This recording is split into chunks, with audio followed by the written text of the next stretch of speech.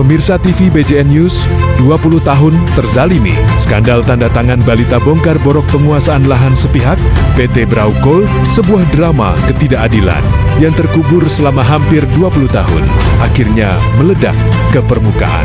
Kelompok tani usaha bersama UB meraang secara resmi menyeret raksasa pertambangan PT Brau Coal ke ranah pidana melalui laporan polisi nomor LP atau B 2026 SPKTI Polda Kaltim pada 14 Februari tahun 2026.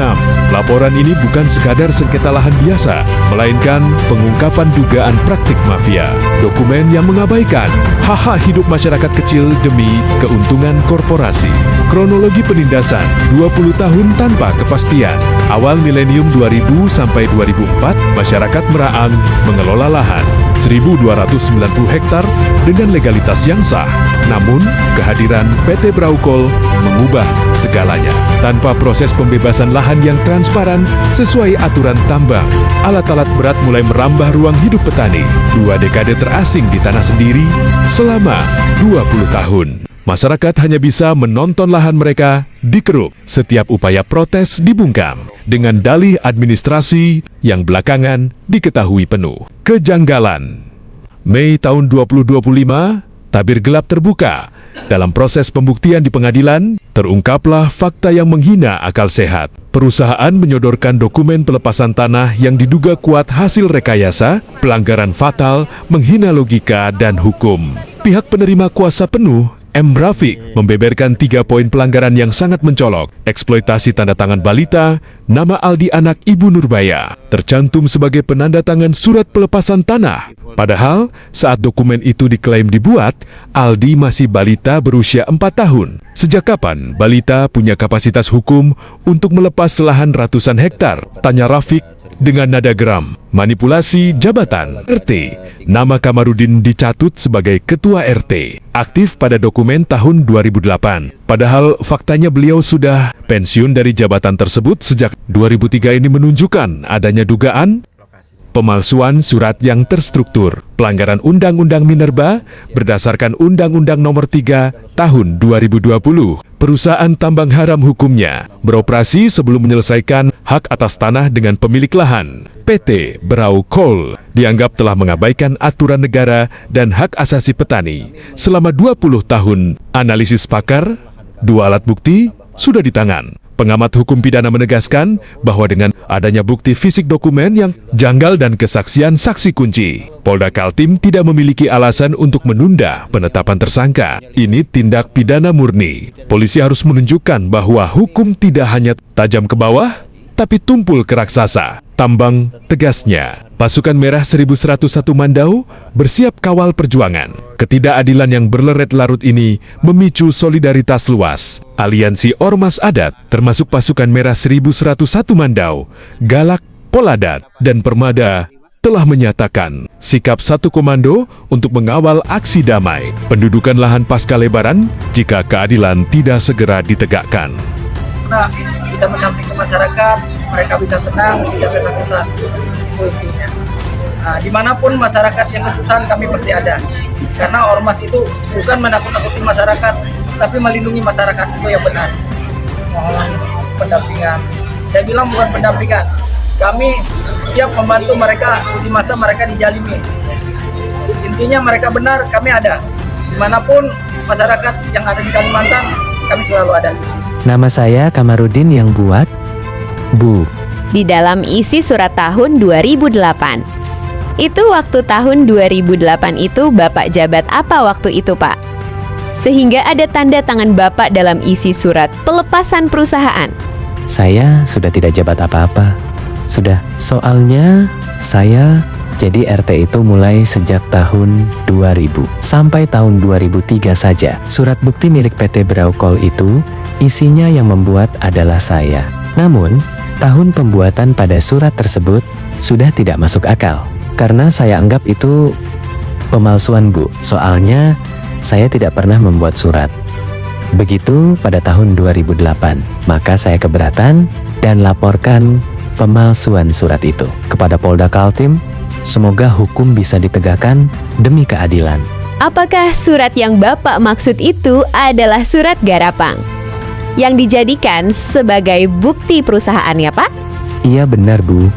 Bukti perusahaan itu isinya saya sudah melepaskan lahan kelompok tani kepada perusahaan. Sementara kita mana punya keberanian mau membebaskan lokasi kelompok tani pada tahun itu. Karena saya sudah tidak punya wewenang lagi di situ. Terus apa yang Bapak sampaikan pada laporan Bapak kepada Polda Kaltim?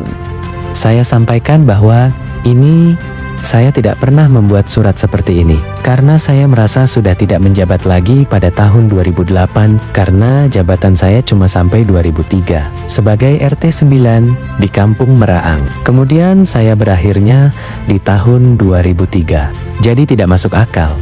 Kalau saya yang buat surat itu sudah sangat jelas dipalsukan. Surat apa itu? Bukti apa? Surat garapan. Dijadikan bukti perusahaan. Siap. Di dalam surat itu masih berumur 2 tahun ya? 4 tahun.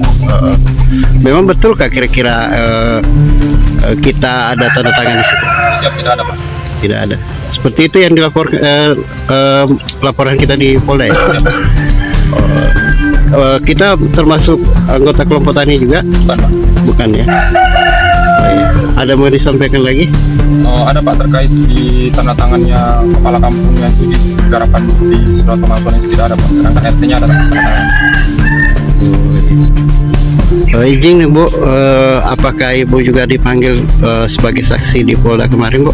Ya, mengenai garapannya anak saya ini 4 tahun sama 2 tahun. Gitu. Saya tidak pernah merasa membuatkan anak saya garapan. Kok ada garapan muncul garapan anak saya ini Gitu. yang umur 2 tahun sama 4 tahun. Itu yang ditanyakan kemarin di Kapolda. Terus apa lagi Bu? Dia bilang, Ibu betul-betul kan tidak pernah tanda tangan ini. Saya Pak tidak pernah betul-betul, saya tidak pernah tanda tangan. Sedangkan yang saya baru tahu nanti munculnya ada sidang ini, baru saya tahu kalau ada anak saya yang umur 2 tahun sama 4 tahun. Itu aja. Ibu keberatan nggak kira-kira? Ya keberatan lah Pak, saya tidak terima. Masa anak umur 2 tahun sama 4 tahun dibikinkan garapan. Jadi harapan Ibu kepada penegak hukum seperti apa Bu? Kita minta keadilan lah, bagaimana anunya kan. Bagaimana hukum nanti yang mempertimbangkan.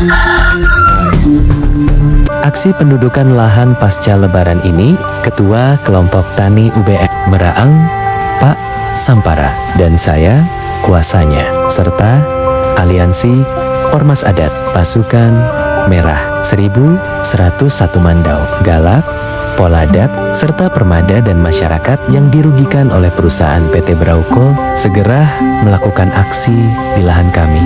Adalah alasan kuat mengapa kami akan melakukan aksi damai dan penghentian operasional PT Braukol di lahan sengketa seluas 1.290 hektar. Segera setelah Lebaran, kami menuntut agar pemerintah pusat tidak menutup mata.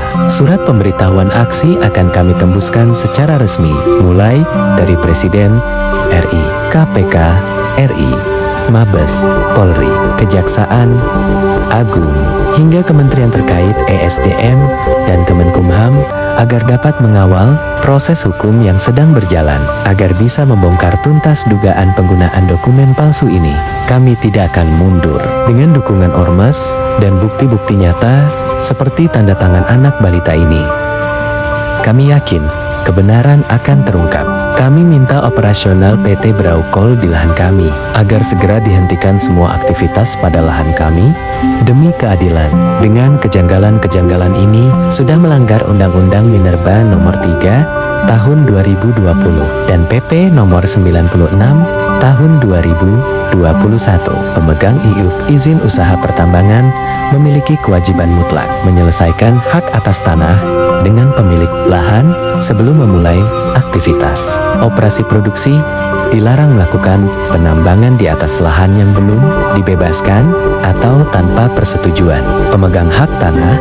Penggunaan dokumen yang diduga palsu untuk mengklaim lahan adalah pelanggaran berat yang dapat berujung pada pencabutan IUP perusahaan korporasi ini.